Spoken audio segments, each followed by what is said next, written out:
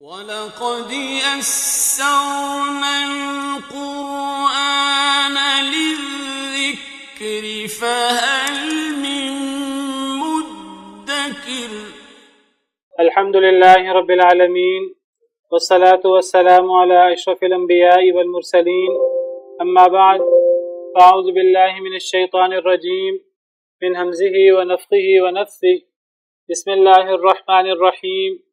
رب اشرح لي صدري ويسر لي أمري واحلل عقدة من لساني يفقه قولي. اللهم انفعنا بما علمتنا وعلمنا ما ينفعنا وزدنا علما. فبشر عباد الذين يستمعون القول فيتبعون أحسنه. أولئك الذين هداهم الله وأولئك هم أولو الألباب. أعوذ بالله من الشيطان الرجيم. ما قطعتم من لينة أو تركتموها قائمة على أصولها فبإذن الله وليخزي الفاسقين. أعوذ بالله من الشيطان الرجيم. بسم الله الرحمن الرحيم. ما قطعتم من لينة أو تركتموها قائمة على أصولها فبإذن اللہ ولیخزی الفاسقین. جو تم نے کاٹ لیے من لینۃ کھجوروں کے درخت، کھجوریں، او ترکتموہا یا چھوڑ دیا تم نے انہیں، قائمۃ علی اصولہا قائم دائم اپنی جڑوں پر، فبإذن اللہ تو یہ اللہ کے حکم سے تھا، ولیخزی الفاسقین اور تاکہ اللہ رسوا کر دے فاسق و فاجر لوگوں کو، نافرمان لوگوں کو. جو بھی تم نے کاٹ دیے من لینۃ کھجوریں، کھجوروں کے درخت. لینا یہ کھجوروں کی ایک قسم ہے. جس طرح کھجوروں کی مختلف قسمیں ہیں، عرب علاقوں میں بہت ساری کھجوریں ہوتی ہیں، عجوا، برنی، مبروم، کلمہ اور مختلف قسم کی کھجوریں ہوتی ہیں. تو ان کھجوروں میں سے ایک قسم لینا. تو لینا کھجوروں کی ایک قسم ہے، کھجوریں مراد ہیں. یہ کھجوریں زیادہ تر بنو نذیر کا جو علاقہ تھا، جو مدینہ منورہ سے کوئی 3-4 میل کے فاصلے پر تھا، مدینہ سے کچھ باہر، تو وہاں زیادہ درخت جو ہے وہ کھجور کی اس قسم کے تھے. تو بہرحال یہاں کھجوریں مراد ہیں. جو بھی تم نے کاٹ لیے کھجوریں یا کھجوروں کے درخت، او ترکتموہا قائمۃ علی اصولہا یا تم نے چھوڑ دیا ان کو قائم دائم اپنے جڑوں پر. تم نے کھجوروں کے درخت کاٹے ہوں یا تم نے کھجوروں کو ان کی اصل حالت پہ ان کی جڑوں پر باقی رہنے دیا ہو، تو یہ جو بھی ہوا فبإذن اللہ تو یہ اللہ کی اجازت سے تھا، اللہ کے حکم سے تھا، اور اس لیے تھا تاکہ اللہ تعالیٰ رسوا کر دے نافرمان لوگوں کو، فاسق و فاجر لوگوں کو. اصل میں جب نبی کریم صلی اللہ علیہ وسلم نے مسلمانوں نے محاصرہ کیا ہوا تھا بنو نذیر کا، اس محاصرے کے درمیان یہودیوں کو پریشرائز کرنے کے لیے یہ بھی کیا گیا کہ کھجوروں کے درخت کاٹے گئے. حالانکہ ویسے عام حالت میں مال کو، چاہے اپنا مال ہو چاہے کسی دوسرے کا مال ہو، اسے ضائع کرنے کی ممانعت ہے. انسان کوئی بھی مال چاہے وہ کتنا ہی زیادہ کیوں نہ ہو، انسان اسے ضائع نہ کرے، اس میں اسراف نہ کرے، تبذیر نہ کرے. اسلام نے اسراف سے بھی منع کیا ہے، تبذیر سے بھی منع کیا ہے، اور مالوں کو بلا وجہ ضائع کرنے سے منع کیا ہے، خواہ وہ اپنا مال ہو خواہ وہ غیر مسلموں کا مال ہو. جنگوں میں بھی نبی کریم صلی اللہ علیہ وسلم عام حالات میں یہ درختوں کو، گھروں کو تباہ کرنے سے منع ہی کرتے تھے. لیکن یہاں مسلمانوں نے کھجوروں کے کچھ درخت کاٹے، اور یہ جو کاٹے انہوں نے وہ نبی کریم صلی اللہ علیہ وسلم کے حکم سے، اور کچھ درختوں کو باقی رہنے دیا. سارے درخت نہیں کاٹے کیونکہ درختوں کو کاٹنا مقصود تھا ہی نہیں. یہ مقصود تو تھا ہی نہیں کہ اب ہم قابض ہیں، اب ہمارے پاس اختیار ہے، اب ہم جو ہے وہ قتل و غارت کریں گے اور اب ہم تباہی کریں گے، اور جتنی تباہی ہو سکتی ہے ہم وہ کریں گے. یہ تو مقصد تھا ہی نہیں. وہ جو کچھ کھجوروں کے درخت کو کاٹا گیا، اس سے مقصود اصل میں وہ یہود جن کا محاصرہ کیا ہوا تھا ان کے دلوں میں پریشر ڈالنا تھا، روب ڈالنا تھا کہ اگر تم محاصرے سے نکلتے نہیں ہو، تم جو ہے وہ ہماری شرائط پر ہم سے صلح نہیں کرتے، تو دیکھو تمہارا مال ہے، ہم تمہارے مال کو تباہ کریں گے۔ تو نبی کریم صلی اللہ علیہ وسلم نے کئی احادیث مبارکہ سے پتہ لگتا ہے، نبی کریم صلی اللہ علیہ وسلم نے شروع میں مسلمانوں کو اجازت دی، بعض مسلمانوں کو، کہ آپ کھجوروں کے درخت کاٹ لیں۔ مسلمانوں نے کھجوروں کے درخت کاٹ لیے۔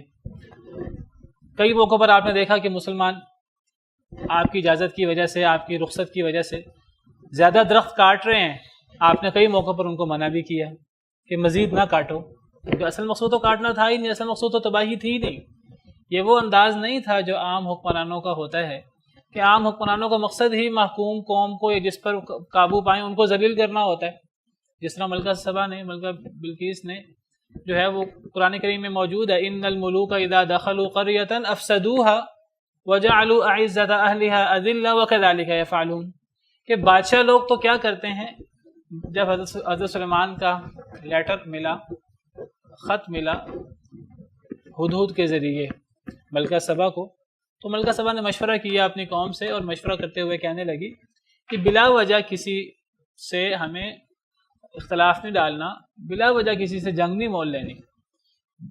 کوئی یہ وجہ نہیں تھی کہ ملکہ سبا جو ہے وہ ان کے پاس طاقت نہیں تھی، اس کے پاس فوج کم تھی، لیکن وہ ایک عقل مند خاتون تھی۔ اس نے مشورہ کیا اپنے سرداروں سے، اور سرداروں سے مشورہ کرنے کے بعد سردار تو کہنے لگے کہ ہمیں مقابلہ کرنا چاہیے۔ وہ کہنے لگی نہیں، بلا وجہ مقابلہ کرنے کا کیا مقصد ہے، بلا وجہ مقابلہ کریں گے، قتل و غارت ہوگی، فتنہ فساد ہوگا، اور عام جو دنیا کے بادشاہ ہیں وہ کیا کرتے ہیں۔ ابھی اسے نہیں پتہ تھا ملکہ سبا کو کہ یہ حضرت سلیمان علیہ السلام نبی ہیں اور ان کی دعوت کیا ہے، ابھی یہ دعوت اور یہ تفصیلات اس کے پاس نہیں تھی۔ تو وہ کہنے لگی کہ عام بادشاہ تو یہ کام کرتے ہیں کہ جب یہ کسی بستی میں داخل ہوتے ہیں تو بلا وجہ کا فساد ڈالتے ہیں، ان الملوک اذا دخلوا قریۃ افسدوها، کسی بستی میں داخل ہوتے ہیں فساد ڈال دیتے ہیں، بلا وجہ لوگوں کو، مردوں کو، عورتوں کو، بوڑھوں کو، سب کو قتل کر ڈالتے ہیں۔ وجعلوا اعزۃ اہلها اذلہ، فساد کرتے ہیں، فساد میں مال و دولت بھی تباہ کرتے ہیں، لوگوں کو بھی ہلاک کرتے ہیں بلا وجہ، اور جو علاقے کے معزز لوگ ہیں انہیں ذلیل کرتے ہیں۔ وکذلک یفعلون، وہ اسی طرح کرتے ہیں۔ یہ اللہ تعالیٰ نے تائید کی ملکہ سبا کی اس بات کی کہ واقعی ایسے ہی ہے، عام دنیا دار یہی کرتے ہیں۔ تو لیکن یہ جو نبی کریم صلی اللہ علیہ وسلم نے حکم دیا تھا مسلمانوں کو، وہ اس مقصد کے لیے نہیں دیا تھا، اور نہ کوئی نبی اس مقصد کے لیے حکم دے سکتا ہے کہ بلا وجہ فساد ڈالنا ہے، بلا وجہ قتل و غارت کرنی ہے، یا مالوں کو تباہ کرنا ہے۔ جب تتاری آئے تو جہاں جہاں وہ قبضہ کرتے گئے، وہاں وہاں وہ لوگوں کو قتل و غارت کر کے، ان کے مال و دولت تباہ کر کے، وہ اپنی جھوٹی عزت کو بلند کرتے رہے، اور محکوم لوگوں کے سروں کے مینار بلند کرتے رہے۔ عام طور پر تو حاکم قومیں یہی کام کرتی ہیں، یہ صرف تتاریوں نے نہیں کیا، یہ تمام لوگ ہمیشہ یہ کرتے رہے۔ لیکن انبیاء کرام علیہم السلام کا جو ہر کام اللہ کی نگرانی میں کرتے ہیں، ان کا یہ طریقہ کار نہیں ہے، لیکن کچھ مقاصد کے تحت نبی صلی اللہ علیہ وسلم نے اجازت دی، اور وہ مقصد یہ تھا جو اللہ نے یہاں فرما دیا، وَلِيُخْزِيَ الْفَاسِقِينَ، کہ فاسق و فاجر لوگوں کو رسوا کرنے کے لیے، اور انہیں اصل میں مجبور کرنے کے لیے کہ وہ ہتھیار ڈالیں، کیونکہ انہوں نے بدعہدی کی ہے، مسلمانوں نے بدعہدی نہیں کی، انہوں نے نبی کریم صلی اللہ علیہ وسلم کو شہید کرنے کی سازش کی تھی، جس طرح ہم کل پڑھ چکے ہیں۔ تو نبی صلی اللہ علیہ وسلم نے اجازت دی، صحابہ کرام نے درخت کاٹے یہود کو تکلیف دینے کے لیے اور ان کو محاصرے سے نکالنے کے لیے، اور یہ مقصد پورا ہوا۔ یہودیوں کو دلوں میں روب پڑا، روب کی وجوہات میں سے ایک وجہ یہ بھی بنی، بڑے لالچی لوگ ہیں، انہوں نے کہا ہمارا مال تباہ ہو رہا ہے، یہ بھی ایک وجہ بنی صلح کرنے کی۔ اور نبی صلی اللہ علیہ وسلم نے بعد میں روک بھی دیا۔ تو اب یہود نے یہ بات کی، کہنے لگے آپ اپنے آپ کو نبی کہتے ہیں، تو آپ تو خود فساد سے روکتے ہیں، اور اب ہماری جو درخت ہیں اور ہماری کھجوریں ہیں آپ انہیں تباہ کر رہے ہیں۔ نبی صلی اللہ علیہ وسلم کے حوالے سے انہوں نے یہ پروپیگنڈا کیا اور یہ بات انہوں نے پھیلائی، تو اللہ تعالیٰ نے قرآن کی آیتیں اتار دی۔ اللہ تعالیٰ نے فرمایا کہ اے مسلمانوں، اب مسلمان پریشان ہو گئے کہ ہم نے صحیح کیا ہے کہ ہم نے غلط کیا ہے، حالانکہ دونوں باتیں نبی صلی اللہ علیہ وسلم کے حکم سے تھیں۔ اللہ نے مسلمانوں کو تسلی دیتے ہوئے فرمایا کہ تم نے جو کام بھی کیا ہے وہ اپنے نبی علیہ الصلاۃ والسلام کے حکم سے کیا ہے، اور جو کام تم نے نبی صلی اللہ علیہ وسلم کے حکم سے کیا ہے وہ در حقیقت اللہ کے حکم سے کیا ہے۔ تم نے جو بھی درخت کاٹے شروع میں، جس طرح میں نے ذکر کیا، رخصت دی نبی صلی اللہ علیہ وسلم نے، اس کا مقصد تھا، فساد مقصد نہیں تھا بلا وجہ کا، یا تم نے ان درختوں کو چھوڑ دیا قائم رہنے والا اپنی جڑوں پر، بعد میں نبی صلی اللہ علیہ وسلم نے روک بھی دیا، جب دیکھا زیادہ ہو رہا ہے تو روک بھی دیا۔ اصل مقصد تو کھجوروں کو تباہ کرنا تھا ہی نہیں، اصل مقصد تو روک ڈالنا تھا۔ تو وہ جو تم نے چھوڑ دیا بعد میں، دونوں نبی صلی اللہ علیہ وسلم کے حکم تھے، تو فرمایا یہ جو تم نے دونوں کام کیے دونوں اللہ کی اجازت سے تھے، دونوں اللہ کے حکم سے تھے۔ کیا مطلب کہ تمہیں یہ جو نبی صلی اللہ علیہ وسلم نے حکم دیا تھا، انہوں نے اپنی طرف سے تو حکم دیا ہی نہیں تھا۔ نبی تو کوئی بات اپنی طرف سے کہتا ہی نہیں۔ وَالنَّجْمِ إِذَا هَوَى مَا ضَلَّ صَاحِبُكُمْ وَمَا غَوَى وَمَا يَنْطِقُ عَنِ الْهَوَى إِنْ هُوَ إِلَّا وَحْيٌ يُوحَى، کہ اللہ نے قسم کھا کر فرمایا ہے نبی صلی اللہ علیہ وسلم کے بارے میں کہ وہ تو اپنی خواہش سے کوئی دین کی بات نہیں کرتے، کوئی دینی حکم اللہ کی طرف سے۔ ایک ہے نبی، دیکھیں نبی صلی اللہ علیہ وسلم بشر بھی تھے، آپ دنیاوی معاملات بحیثیت بشر، جس طرح عام مسلمان اللہ کے حکم کے تابع تھے، نبی صلی اللہ علیہ وسلم بھی اللہ کے حکم کے تابع تھے۔ آپ اللہ کی طرف سے وحی آپ پر اترتی، جس طرح آپ وہ وحی کا حکم لوگوں کو سناتے، اس طرح اس وحی پر آپ خود بھی عمل کرتے تھے۔ تو نبی صلی اللہ علیہ وسلم بعض دفعہ وحی پر عمل کرتے بحیثیت بشر، بحیثیت بشر جو آپ بات کرتے لوگوں سے یا ازواج مطہرات سے، تو ضروری نہیں کہ آپ کی وہ بات اللہ کی طرف سے ہو۔ آپ نے کسی بیوی سے کہا ہو کہ مجھے کھانا دو، فلاں میرا کام کرو، مجھے پانی دو، بحیثیت بشر آپ نے کسی کو کوئی بات کی ہو تو ضروری نہیں ہے کہ وہ اللہ کا حکم ہو، وہ اللہ نے آپ کو وحی کی ہو اور آپ نے جو ہے وہ حضرت انس سے کہہ دیا ہو جو آپ کے خادم تھے کہ میرا فلاں کام کر دو، یا اللہ نے آپ کو کہا ہو کہ آپ بیوی سے ناشتہ مانگیں، بیوی سے کھانا مانگیں، یا بیوی کے پاس جائیں آپ، تو آپ ہر کام اللہ کے حکم سے ہی کرتے تھے۔ یہاں وہ امور ہیں جو آپ بطور دین، بطور نبی، بطور اللہ کے حکم، اللہ کا حکم جو آپ لوگوں تک پہنچاتے تھے، لوگ آپ سے مسئلے پوچھتے یا آپ لوگوں تک اللہ کا پیغام پہنچاتے، تو وہ جو بات آپ کی زبان اقدس سے نکلتی تھی تو وہ بات اللہ کی طرف سے ہوتی تھی، آپ اپنی طرف سے کچھ نہیں کہتے تھے۔ یہی مطلب ہے کہ سورہ نجم کی ان آیات کا جو میں نے ابھی آپ کے سامنے پڑھی ہیں، یہ سورہ نجم کی شروع کی آیات ہیں، آیت نمبر 1 سے لے کے آیت نمبر 4 تک۔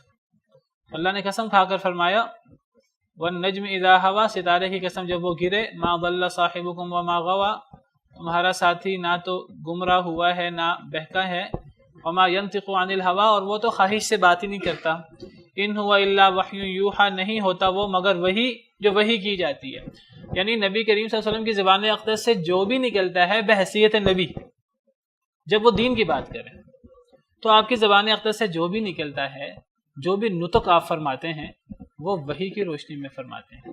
تو یہ جو نبی کریم صلی اللہ علیہ وسلم نے صحابہ کرام کو رخصت دی کہ درخت کاٹ لو، پھر آپ نے صحابہ کرام کو منع کیا درخت کاٹنے سے، یہ حکم یہ آپ نے بطور نبی دیے تھے۔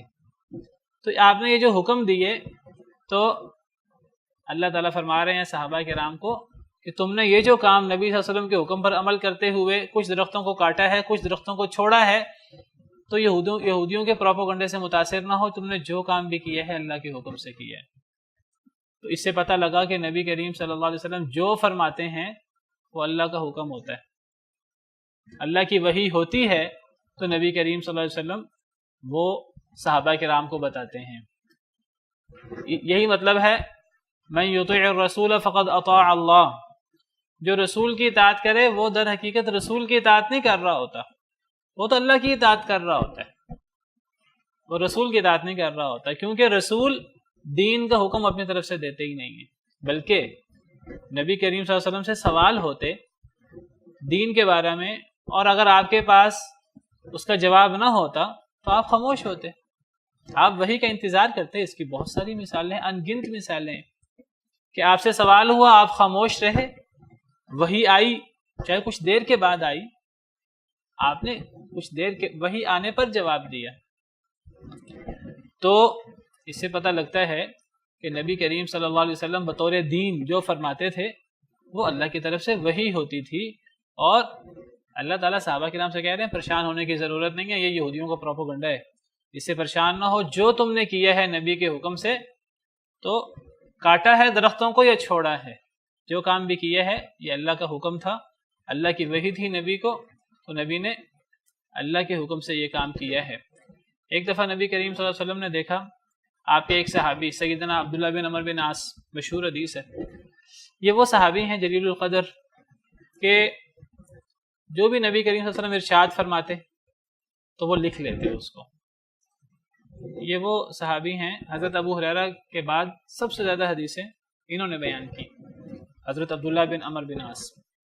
اور ان کا اور سیدنا ابو ہریرہ کا فرق یہ ہے کہ سیدنا ابو ہریرہ وہ حدیثوں کو یاد کر لیتے تھے، اگرچہ وہ راتوں کو ان کو دہراتے تھے، ان کا مذاکرہ بھی کرتے تھے، وہ یاد کر لیتے تھے حدیثیں. اور سیدنا ابو ہریرہ کے بارے میں نبی کریم صلی اللہ علیہ وسلم نے دعا بھی کی ہوئی تھی. صحیح احادیث مبارکہ میں آتا ہے کہ جو وہ بات سنے انہیں بھولے نہ. حضرت ابو ہریرہ نے نبی صلی اللہ علیہ وسلم سے دعا کرائی تھی، اور نبی صلی اللہ علیہ وسلم نے دعا کی تھی حضرت ابو ہریرہ کے بارے میں، ان کے حافظے کے بارے میں. اللہ اپنے نبی کی دعا قبول کرتا ہے. سیدنا ابو ہریرہ رضی اللہ عنہ وہ حدیثیں سنتے تھے اور وہ انہیں یاد کر لیتے تھے، ان کا مذاکرہ کرتے تھے. اگرچہ بعد میں انہوں نے اور ان کے شاگردوں نے ان احادیث کو لکھ بھی لیا اور ایک صحیفہ بھی تیار ہو گیا. ایک صحیفہ بھی حضرت ابو ہریرہ کی احادیث کا تیار ہوا حضرت ابو ہریرہ کے دور میں. حضرت ابو ہریرہ اور ان کے شاگرد انہوں نے تیار کیا، جس کو صحیفہ حمام بن منبہ کہتے ہیں. یہ صحیفہ اصل میں حضرت ابو ہریرہ کا ہے، اور یہ حضرت ابو ہریرہ کے شاگرد ہیں. شاید یہی صحیفہ ہے جو حضرت ابو ہریرہ کے حدیثوں کا، لیکن نبی صلی اللہ علیہ وسلم کے دور میں زیادہ تر یہ حدیثیں یاد کر لیتے تھے. سیدنا عبداللہ بن عمر بن عاص وہ زیادہ تر حدیثوں کو لکھ لیا کرتے تھے، اگرچہ وہ بھی یاد کرتے تھے لیکن وہ ساتھ لکھ بھی لیا کرتے تھے. نبی صلی اللہ علیہ وسلم نے شروع میں حدیثوں کو لکھنے سے منع کیا تھا، بعد میں آپ نے پھر بعد میں آپ نے حدیثوں کو لکھنے کی اجازت دی تھی. اچھا، آپ نے دیکھا کہ حضرت عبداللہ بن عمر بن عاص حدیثیں لکھتے ہیں، لیکن پھر آپ نے دیکھا کہ کچھ دیر سے وہ حدیثیں لکھنے سے رک گئے ہیں. تو آپ نے ان سے پوچھا کہ اے عبداللہ، تم تو میری ہر بات لکھ لیا کرتے تھے، اب کیوں نہیں لکھ رہے؟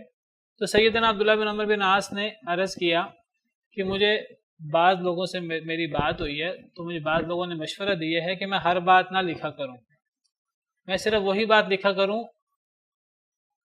میں بس اہم باتیں لکھا کروں، میں ہر بات نہ لکھا کروں. حضرت عبداللہ بن عمر بن عاص نے یہ جواب دیا.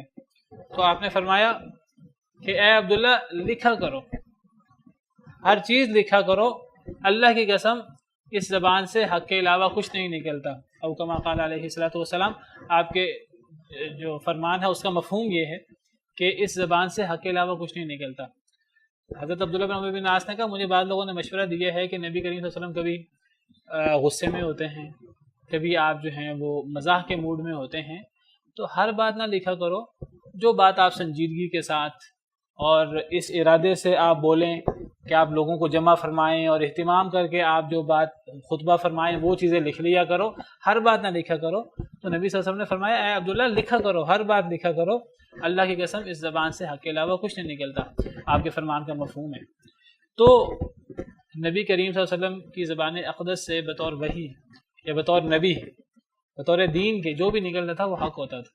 چاہے آپ غصے کی حالت میں کوئی بات ارشاد فرماتے، چاہے آپ کوئی بات ہنستے ہوئے مزاح کے طور پر ارشاد فرماتے، یا کوئی بات آپ بڑی اہمیت کے ساتھ ارشاد فرماتے، یا کوئی بات آپ ویسے عام حالات میں ارشاد فرما دیتے، بطور دین جو آپ فرماتے وہ اللہ کی طرف سے ہوتا تھا. اور یہ اس کی دلیل ہے یہ کہ صحابہ کرام کا خیال یہ تھا کہ نبی صلی اللہ علیہ وسلم نے خود کہا ہے، اللہ نے فرمایا، جو نبی نے فرمایا وہ اللہ کا حکم ہے.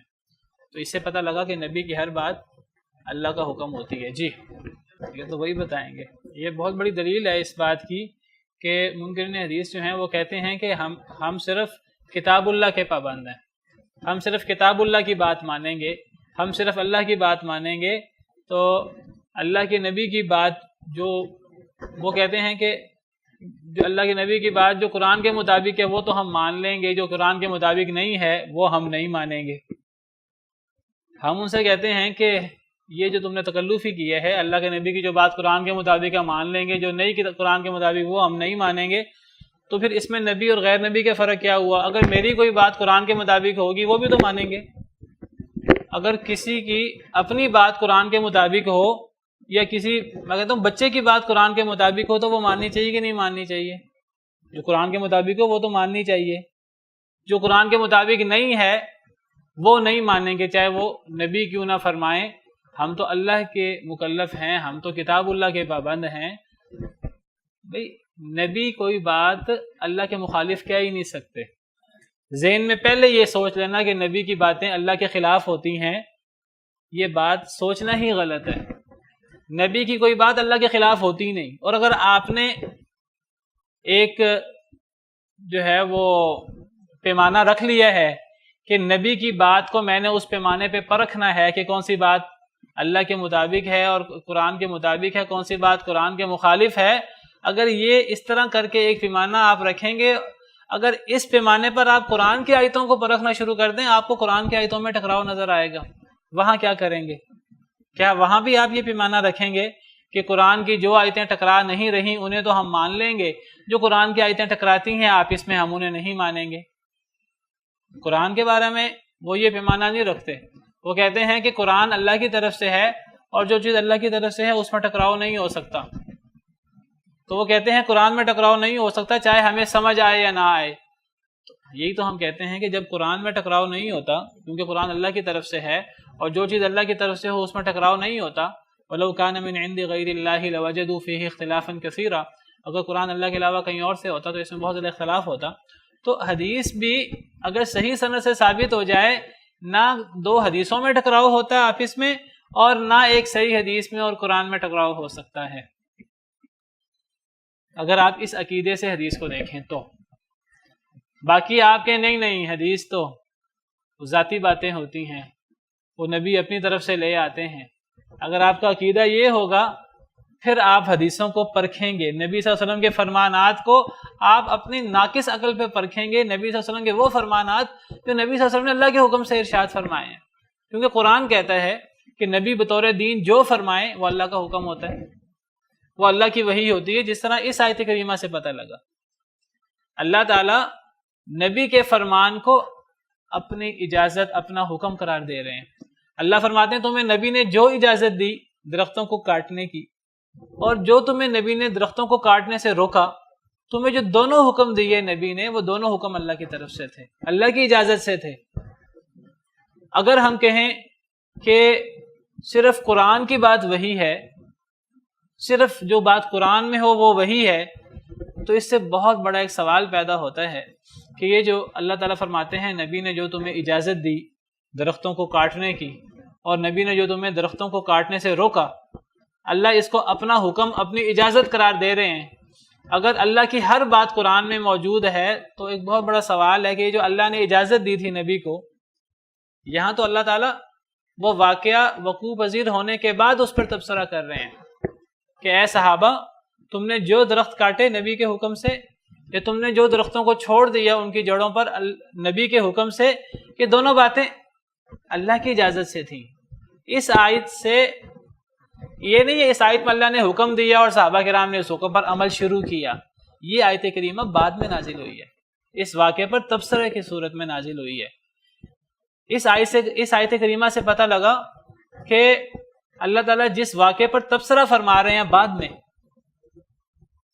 اس واقعے کے بارے میں جو نبی صلی اللہ علیہ وسلم نے حکم دیے تھے صحابہ کرام کو، وہ حکم اللہ کی طرف سے تھے۔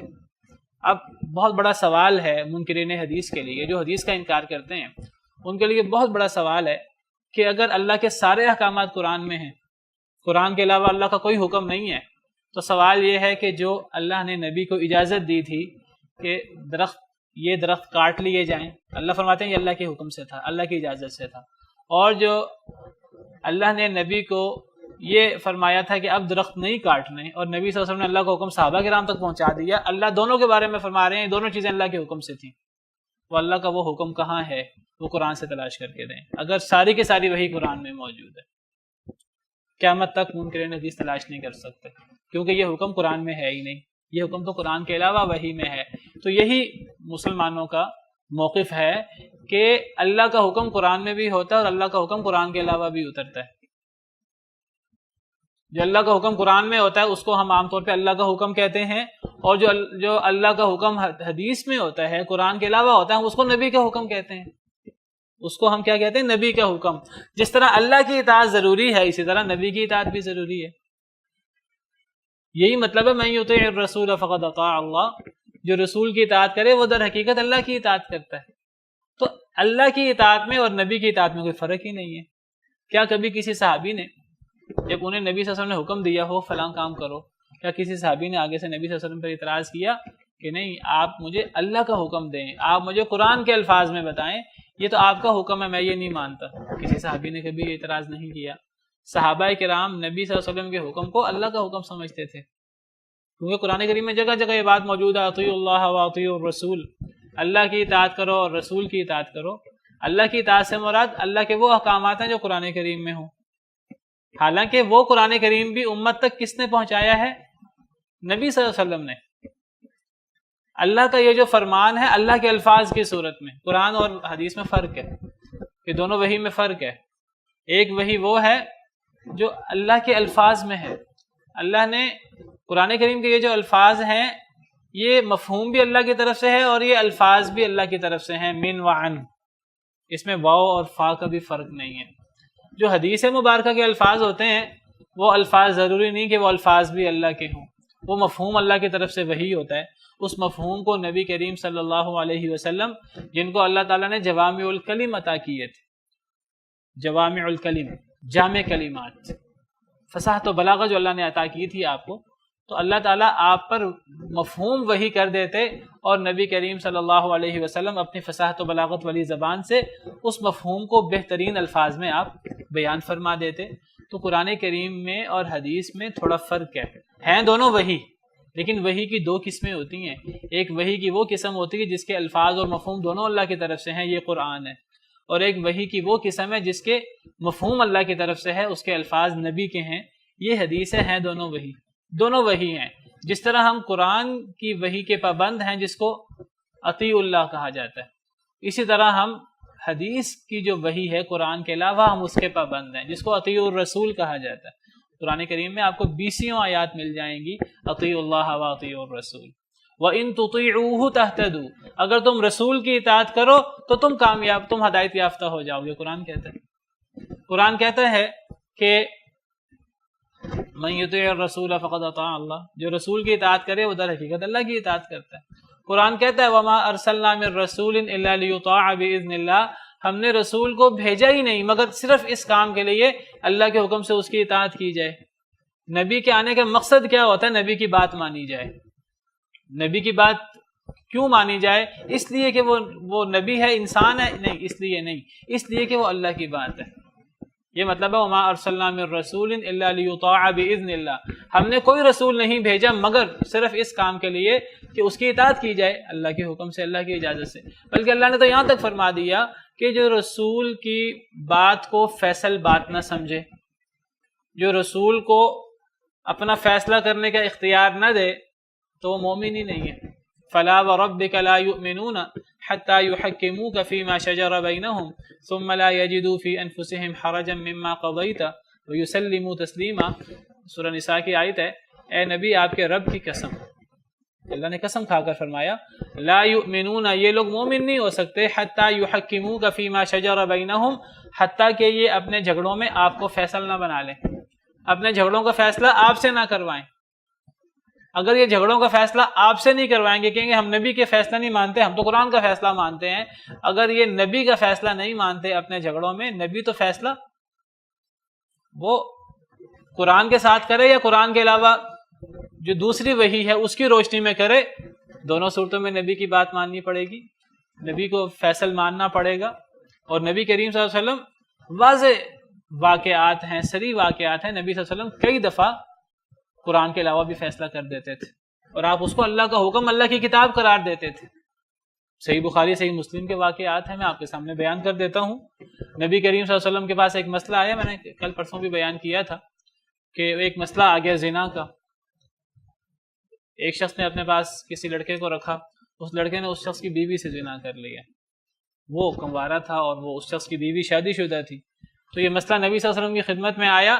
آپ نے فرمایا میں اللہ کی کتاب کے مطابق فیصلہ کروں گا. لَأَقْضِيَنَّ بَيْنَكُمَا بِكِتَابِ اللَّهِ. اور پھر آپ نے یہ فرما کر کیا فیصلہ فرمایا؟ آپ نے فرمایا اس لڑکے کو جو غیر شادی شدہ تھا لیکن اس نے زنا کیا ہے، اس کو 100 کوڑے لگائے جائیں اور اسے جلا وطن کر دیا جائے 1 سال کے لیے.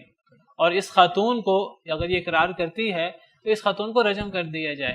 اور آپ نے اس جو فیصلہ ارشاد فرمایا، اس صحیح بخاری صحیح مسلم کی حدیث ہے، تو آپ نے یہ فیصلہ ارشاد فرمانے سے پہلے فرمایا میں اللہ کی کتاب سے فیصلہ کروں گا.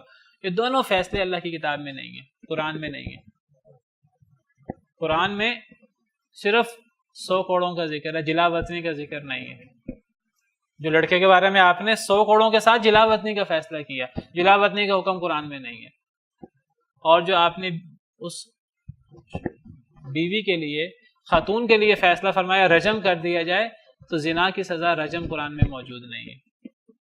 لیکن جلاوطنی کا فیصلہ پہلی قوموں میں تھا نا. اللہ عالم پہلی قوموں میں مجھے اس وقت ذہن میں نہیں ہے، لیکن قرآن میں یہ نہیں ہے.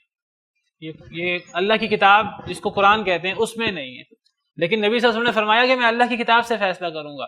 تو اللہ کی کتاب سے مراد اللہ کا قانون ہوتا ہے، اللہ کے احکامات ہوتے ہیں، خواہ وہ قرآن میں ہو خواہ وہ قرآن کے علاوہ وہی خفی یعنی سنت میں ہو. تو نبی صلی اللہ علیہ وسلم نے جو فرمایا میں اللہ کی کتاب سے فیصلہ کروں گا، آپ نے کچھ باتیں قرآن سے لی، وہ جو 100 کوڑے والی بات ہے، اور باقی باتیں آپ نے جو آپ پر قرآن کے علاوہ وہی ہوتی تھی آپ نے اس سے لی. کیونکہ حدیث مبارکہ میں ہے کہ اگر شادی شدہ شخص زنا کرے گا تو اس کو قتل کر دیا جائے گا رجم کر کے، اور اگر غیر شادی شدہ زنا کرے گا تو اسے 100 کوڑے لگیں گے اور 100 کوڑوں کے ساتھ جلا وطن بھی کیا جائے گا. یہ حدیث مبارکہ میں موجود ہے. تو آپ نے اس حدیث مبارکہ کو اللہ کی کتاب قرار دیا. تو نبی کریم صلی اللہ علیہ وسلم جو فیصلے فرماتے تھے وہ وحی کی روشنی میں فرماتے تھے، خواہ وہ قرآن میں اترنے والی وحی ہو خواہ قرآن کے علاوہ وحی ہو. یہ دونوں اللہ کی کتاب ہیں، یہ دونوں اللہ کا قانون ہے، اللہ کے احکامات ہیں. جس طرح اللہ کی اطاعت ضروری ہے اسی طرح رسول کی اطاعت ضروری ہے. رسول کے حکم کو اللہ تعالیٰ اپنا حکم قرار دیتے ہیں. اور جو لوگ کہتے ہیں نہیں اللہ کا حکم صرف وہ ہے جو قرآن میں ہے، تو ان پر بہت بڑا اعتراض ہے کہ اس آیت کریمہ کا پھر جواب دیں. یہ آیت کریمہ تو تبصرے پہ اتری ہے، اس آیت کریمہ کو چھوڑ دیں. یہ جو ان درختوں کے بارے میں فیصلہ تھا اللہ کا، اللہ فرماتے ہیں یہ اللہ کے حکم سے نبی نے فیصلہ کیا. اللہ کا وہ حکم اگر سنت اللہ کی وحی نہیں ہے، اللہ کی وحی صرف قرآن ہے، تو قرآن میں یہ حکم دکھا دیں صراحتاً یا اشارتاً. قرآن میں یہ حکم دکھا دیں، قیامت تک نہیں نکال سکتے. اسی طرح قرآن کریم کی بعض آیات میں موجود ہے کہ نبی صلی اللہ علیہ وسلم نے اپنی بیویوں سے کوئی بات چھپائی. چلیں اذان کے بعد. تو یہ قرآن کریم کی ایک اور آیت کریمہ دیکھیے، سورہ تحریم آیت نمبر 3. اللہ تعالیٰ فرماتے ہیں کہ نبی کریم صلی اللہ علیہ وسلم نے ایک بیوی کو کوئی بات خفیہ طور پر بتائی. سرگوشی میں آپ نے اپنی ایک بیوی کو ایک بات بتائی اور آپ نے منع کر دیا اس بیوی کو کہ تم نے یہ بات اور لوگوں کو نہیں بتانی. اچھا، ان بیوی سے غلطی ہوئی، انہوں نے کیا کیا؟ انہوں نے وہ بات، آپ کی جو بیویاں تھیں تو ان میں آپس میں سوکھنے تھیں، ان میں سے بعض کا بعض کے ساتھ دوستی تھی اور بعض کے ساتھ تھوڑی مخالفت تھی. بعض بیویاں آپس میں ان کی دوستی تھی اور وہ ہر بار ایک دوسرے کو بتاتی تھیں، اور بعض بیویوں کا تھوڑا اختلاف تھا، آپس میں گروپ بنے ہوئے تھے. تو نبی صلی اللہ علیہ وسلم نے اپنی ایک بیوی کو ایک بات بتائی اور آپ نے منع کر دیا کہ یہ بات کسی کو نہیں بتانی. تو انہوں نے وہ بات بیویوں میں سے ہی کسی دوسری بیوی کو جن سے ان کی کوئی دوستی تھی ان کو بتا دی. اور جب چھپائی نبی نے اپنی بیویوں کی طرف ایک بات، اپنی بعض بیویوں کی طرف ایک بات چھپائی، فلما نبأت به، اس بیوی نے اس بات کی خبر کر دی کسی دوسری بیوی کو.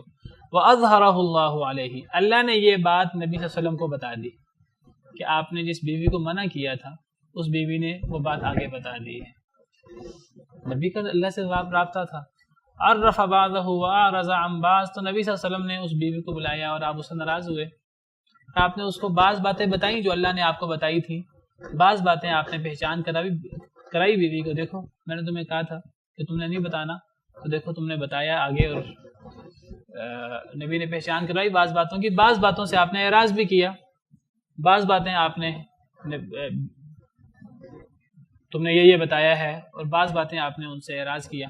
اچھا، جب آپ نے اپنی بیوی کو بتایا کہ تم نے فلاں بیوی کو یہ بات بتائی ہے، فلما نبأہا بہ، جب آپ نے خبر دی اس بات کی بیوی کو، قالت من انبأک ھذا، وہ بیوی آپ سے پوچھنے لگی، آپ ناراض ہوئے اس پر، ناراضگی کے بعد وہ کہنے لگی من انبأک ھذا، آپ کو یہ بات کس نے بتائی کہ میں نے یہ بات آگے بتا دی ہے؟ تو نبی صلی اللہ علیہ وسلم نے فرمایا قال نبأنی العلیم الخبیر، مجھے یہ بات علیم و خبیر نے بتائی ہے، یعنی اللہ رب العالمین۔ بڑی واضح آیت ہے۔ یہ بھی ایک واقعے پر تبصرہ ہے جو ہو چکا ہے، یہ اس واقعے پر تبصرہ ہے جو ہو چکا ہے۔ اب یہاں اصل میں دیکھیے ایک موقف ہے جو عام مسلمانوں کا ہے، وہ موقف یہ ہے کہ اللہ کی جو وحی نبی پر اترتی ہے وہ وحی دو صورتوں میں اترتی ہے۔ ایک وہ وحی ہے جو قرآن کی صورت میں اترتی ہے، جس کو ہم وحی جلی یا ہم اس کو وحی مطلوب کہتے ہیں، اور ایک وحی کی وہ صورت ہے اللہ کا اپنے نبی سے رابطہ ہوتا ہے، جس کو ہم وحی خفی یا وحی غیر مطلوب کہتے ہیں۔ یہ عام مسلمانوں کا موقف ہے۔ منکرین حدیث کہتے ہیں اللہ کی وحی کی ایک ہی صورت ہے، وہ جو قرآن میں ہوتی ہے۔ یہ ہمارا بنیادی اختلاف ہے منکرین حدیث سے۔ منکرین حدیث کہتے ہیں وحی ایک ہی ہے جو قرآن میں ہے، تو ان پر ایک بہت بڑا اعتراض وارد ہوتا ہے۔ جو ہم آیت پڑھ رہے ہیں سورہ حشر کی، وہاں آیت نمبر 5 اور یہاں سورہ تحریم کی آیت نمبر 3، وہ اعتراض یہ وارد ہوتا ہے کہ اللہ یہاں تبصرہ کر رہے ہیں ایک گزشتہ واقعے پر، سورہ تحریم میں بھی، جس طرح سورہ حشر میں بھی گزشتہ واقعے پر تبصرہ ہے۔ بیوی نے پوچھا آپ کو یہ بات کس نے بتائی؟ تو نبی نے فرمایا مجھے یہ بات اللہ نے بتائی۔ اب اگر اللہ کا نبی سے رابطہ صرف قرآن کی صورت میں ہوتا ہے، جس طرح منکرین حدیث کہتے ہیں، ہم تو کہتے ہیں قرآن کی صورت میں بھی ہوتا ہے اور وحی خفی یعنی حدیث کی صورت میں بھی ہوتا ہے، یہ ہمارا بنیادی خلاف ہے۔ وہ کہتے ہیں نہیں صرف قرآن کی صورت میں ہوتا ہے۔ ہم ان سے کہتے ہیں کہ ٹھیک ہے جی، یہ جو اللہ نے نبی کو بتایا تھا کہ فلاں بیوی نے فلاں بیوی کو یہ بات بتا دی ہے، اگر یہ بات اللہ جو نبی سے رابطہ رکھتے ہیں صرف قرآن میں رکھتے ہیں تو قرآن سے یہ واقعہ نکال کے دکھائیں۔ اللہ تعالیٰ بعد میں ایک واقعے پر تبصرہ کرتے ہوئے فرماتے ہیں کہ اللہ نے نبی کو یہ بات بتا دی تھی۔ یہ تو تبصرہ ہے، وہ بات کہاں بتائی تھی؟ وہ واقعہ اگر اللہ کی تمام باتیں قرآن میں ہوتی ہیں جو نبی سے اللہ کرتے ہیں، تو ذرا یہی واقعہ جو اصل واقعہ وقوع پذیر ہونے سے پہلے جو اللہ نے نبی کو بتایا، جب واقعہ وقوع پذیر ہو رہا تھا، تو وہ ذرا آیت نکال کے دکھائیں قرآن سے۔ وہ قیامت تک نہیں نکال سکتے، کیونکہ وہ آیت قرآن میں ہے ہی نہیں۔ وہ جو اللہ نے بتایا تھا وہ وہی جلی کی صورت میں نہیں بتایا تھا، وہ تو وہی خفی کی صورت میں، حدیث کی صورت میں، سنت کی صورت میں بتایا تھا، جس سنت کو منکرین حدیث وہی نہیں مانتے۔ ہم تو کہتے ہیں وہ بھی وہی ہے اگر صحیح سند سے ثابت ہو۔ جو کچھ ہیں جو کہتے ہیں کہ جی ہم کچھ حدیثوں کو مانتے ہیں، کچھ حدیثوں کو نہیں مانتے، جس طرح غامدی وغیرہ، اور کچھ ایسے لوگ ہیں پرویز وغیرہ، وہ کسی حدیث کو نہیں مانتے، کہتے ہیں وہی صرف قرآن میں ہے۔ پرویزی اور قرآنیون، اس طرح کے لوگ، اس کی اتنی مثالیں ہیں قرآن میں کہ منکرین حدیث پتہ نہیں، وہ کہتے ہیں ہم قرآن کو مانتے ہیں، وہ تو قرآن کو بھی نہیں مانتے، قرآن کی 20 آیات کی وہ مخالفت کرتے ہیں۔ اب آپ دیکھیے قرآن کریم میں ہے سورہ بقرہ آیت نمبر 239، یہ ذرا غور کریں۔ اللہ تعالیٰ فرما رہے ہیں آیت نمبر 238 239، حافظوا علی الصلوات والصلاۃ الوسطی، نمازوں کی حفاظت کرو اور درمیانی نماز کی حفاظت کرو۔ وقوموا للہ، یہ درمیانی نماز سے مراد عصر کی نماز ہے، جس طرح حدیث میں آتا ہے۔ اب یہاں منکرین حدیث نہیں بتا سکتے کہ درمیانی نماز سے کیا مراد ہے، تو یہ حدیث مبارکہ کے مطابق اس سے عصر کی نماز مراد ہے۔ اچھا، وقوموا للہ قانتین، اللہ کے لیے فرما بردار ہو کر کھڑے ہو جاؤ۔ اصل مقصود اگلی آیت میں ہے، اگر تمہیں ڈر ہو تو تم چلتے ہوئے یا سواری پر نماز پڑھ لو۔ اگر پیچھے دشمن لگا ہوا ہے تو انسان چلتے ہوئے، دوڑتے ہوئے یا سواری پر انسان نماز پڑھ سکتا ہے، فرض نماز بھی۔ فَإِذَا أَمِنْتُمْ، بس جب تم امن میں آ جاؤ، فَاذْكُرُوا اللَّهَ كَمَا عَلَّمَكُمْ، تو اللہ کو ویسے یاد کرو جس طرح اللہ نے تمہیں سکھایا، مَا لَمْ تَكُونُوا تَعْلَمُونَ، جو تم جانتے نہیں تھے۔ کیا مراد ہے اس سے؟ اس سے مراد یہ ہے کہ جب تمہارے پیچھے دشمن لگے ہوں، جب تمہیں خوف ہو، تو خوف کی حالت میں دوڑتے ہوئے، چلتے ہوئے، سواری پر نماز پڑھ سکتے ہو۔ لیکن اگر تم خوف کی حالت میں نہیں ہو، دشمن پیچھے نہیں لگا، تم امن کی حالت میں ہو، تو اللہ کا ویسے ذکر کرو۔ یہاں ذکر سے مراد نماز ہے، اللہ نے یہاں ذکر کی بات کی ہے، اور ذکر سے مراد نماز ہے۔ کوئی بندہ کہ نہیں جی یہاں ذکر سے مراد نماز نہیں ہے، ہم کہیں گے نماز کی بات ہو رہی ہے۔ نمبر 2، اللہ نے قرآن میں نماز کو ذکر قرار دیا ہے۔ حضرت موسیٰ کو فرمایا تھا اقیم الصلاۃ لذکری، اے موسیٰ میری ذکر کے لیے، میری یاد کے لیے نماز قائم کرو۔ نماز اللہ کا ذکر ہوتی ہے۔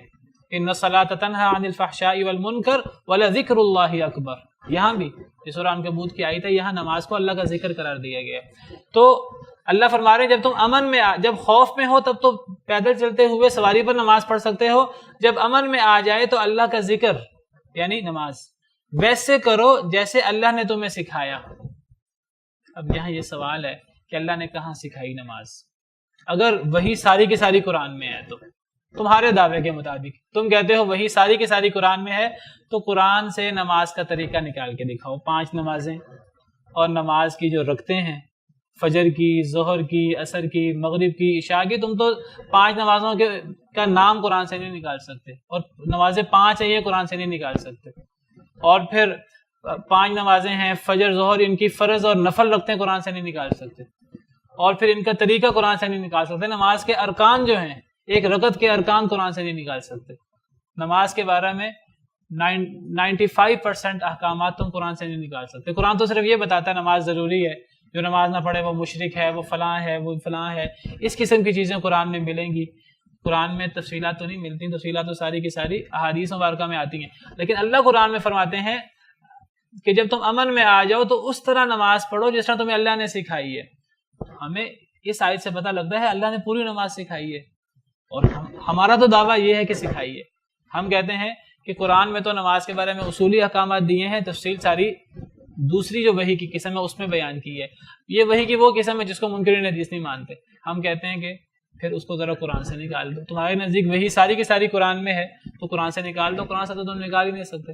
اب منکرین حدیث جتنے بھی ہیں ان کا جتنا اختلاف نماز کے بارے میں، ان کا اتنا اختلاف ہے، کوئی کہتا ہے 5 نمازیں پڑھ لو، کوئی کہتا ہے 2 نمازیں پڑھ لو، کیونکہ تعداد تو قرآن میں ہے ہی نہیں۔ کوئی کہتا ہے نماز پڑھو ہی نہ، صلاۃ کا مطلب دعا ہے، دعا کر لو۔ کوئی کہتا ہے کہ نماز کا مطلب گھوڑوں کی دوڑ ہے، اس دوڑ میں فرسٹ سیکنڈ تھرڈ آنا ہے تو دوڑیں لگا لو، ایکسرسائز کر لو، اس سے بھی نماز ہو جاتی ہے۔ عجیب و غریب، جب وہ ایک جو اللہ کی طرف سے وحی ہے اس وحی کا انکار کر دیا۔ دیکھیے قرآن کی ایک آیت کا انکار کفر ہے کہ نہیں؟ تو اللہ کی اتنی بڑی وحی کا انکار جو حدیث ہے، دین آدھے سے زیادہ 60% 70% حدیث میں موجود ہے، صحیح احادیث مبارکہ میں، اس کا انکار کیا ہے؟ پھر یہ جو اللہ تعالیٰ قرآن میں جگہ جگہ آتی اللہ واتی اور رسول کہتے ہیں، اس کا کیا مطلب ہے؟ قرآن سارا کا سارا بھرا پڑا ہے کہ رسول کے حکم کی مخالفت کرو گے تو فتنہ آ جائے گا اور عذاب علیم آ جائے گا۔ تو یہ رسول کے حکم سے مخالفت سے کیا مراد ہے؟ قرآن کہتا ہے کہ وَمَا كَانَ لِمُؤْمِنٍ وَلَا مُؤْمِنَةٍ إِذَا قَضَى اللَّهُ وَرَسُولُهُ أَمْرًا أَن يَكُونَ لَهُمُ الْخِيَرَةُ مِنْ أَمْرِهِمْ، کسی مومن مرد یا عورت کے لیے جب اللہ یا اللہ کا رسول فیصلہ کر دے اختیار باقی نہیں رہتا۔ اللہ یا اللہ کا رسول فیصلہ کر دے، اللہ کے رسول کے فیصلے کا کیا مطلب ہے؟ قرآن کہتا ہے کہ اللہ اور اللہ کے رسول کے حکم میں فرق کرنا کفر ہے۔ ان الذین یکفرون باللہ ورسولہ، وہ لوگ جو اللہ اور اللہ کے رسول کا انکار کرتے ہیں، دونوں کا انکار کرتے ہیں۔ ویریدون ان یفرقوا بین اللہ ورسولہ، اور وہ لوگ جو اللہ اور رسول میں فرق کرنا چاہتے ہیں۔ کیا فرق کرنا چاہتے ہیں؟ ویقولون نؤمن ببعض ونکفر ببعض، وہ کہتے ہیں بعض کو مان لیں گے، بعض کو نہیں مانیں گے۔ یہ 2 گروہوں کی بات ہوئی، ایک وہ گروہ جو اللہ رسول دونوں کا انکار کرتا ہے، ایک وہ گروہ ہے جو اللہ رسول میں فرق کرتا ہے، کہتا ہے بعض کو مانیں گے بعض کو نہیں مانیں گے، یعنی اللہ کی بات مانیں گے رسول کی بات نہیں مانیں گے۔ ایک وہ گروہ جو قرآن حدیث دونوں کو منکر ہے، ایک وہ گروہ جو قرآن کو مانتا ہے حدیث کو نہیں مانتا۔ ان دونوں گروہوں کے بارے میں اللہ کا فیصلہ کیا ہے؟ اولئک هم الکافرون حقا، یہ پکے کافر ہیں۔ وَأَعْتَدْنَا لِلْكَافِرِينَ عَذَابًا مُهِينًا، اور ہم نے ایسے کافروں کے لیے رسوا کن عذاب تیار کر رکھا ہے۔ اور مومن کون ہے؟ وَالَّذِينَ آمَنُوا بِاللَّهِ وَرُسُولِهِ، جو اللہ اور رسولوں پر سب پر ایمان لائے، وَلَمْ يُفَرِّقُوا بَيْنَ أَحَدٍ مِّنْهُمْ، کسی رسول میں بھی فرق نہ کرے، اللہ اور اللہ کے رسول کی بات میں فرق نہ کرے۔ أُولَٰئِكَ سَوْفَ يُؤْتِيهِمْ أُجُورَهُمْ، اللہ ان کو ان کا اجر دیں گے۔ تو بہرحال یہ ساری آیات ہیں قرآن کریم کی، بلکہ میں کہتا ہوں کہ جیسے میں نے شروع میں بات کی کہ قرآن ہمیں کوئی رسول کے واسطے کے علاوہ کسی اور سورس سے نہیں ملا، قرآن ہمیں خود رسول کے واسطے سے ملا ہے۔ اگر رسول کی بات وہی نہیں ہے، حجت نہیں ہے، تو قرآن کہاں سے حجت ہو گیا؟ قرآن بھی تو رسول کے واسطے سے ملا ہے، قرآن بھی تو حدیث ہے، اللہ تعالیٰ قرآن کو حدیث کہتے ہیں، فَبِأَيِّ حَدِيثٍ بَعْدَهُ يُؤْمِنُونَ، اس قرآن کے بعد کس حدیث پر ایمان لائیں گے اگر قرآن کو نہیں مانیں گے؟ وہ بھی تو رسول کے واسطے سے ملا ہے۔ اگر حدیث ہی ساری مشکوک ہے تو قرآن اس سے پہلے مشکوک ٹھہرتا ہے۔ پھر اس سے آگے بڑھ کر آپ کو پتہ ہے قرآن کی پہلی وحی سورہ علق ہے، قرآن کی دوسری وحی سورہ مدثر ہے، قرآن کی تیسری وحی سورہ مزمل ہے، قرآن کی شروع کی وحی مکی صورتیں ہیں، اور جو مدنی صورتیں ہیں ساری کی ساری بعد میں نازل ہوئیں، لیکن جو قرآن کی موجودہ ترتیب ہے اس میں مدنی صورتیں ساری پہلے ہیں اور مکی صورتیں ساری آپ کو آخر میں ملیں گی۔ یہ جو قرآن میں تبدیلی کر دی ہے، آپ تو قرآن کو ثابت نہیں کر سکتے حدیث کے بغیر، سنت کے بغیر۔ قرآن کی ساری ترتیب کو جو ترتیب بدل چکی ہے، مکی صورتیں سب کو پتہ ہے، وہ صورتیں جو مکہ میں نازل ہوئی، مدنی صورتیں وہ ہیں جو مدینہ میں نازل ہوئی۔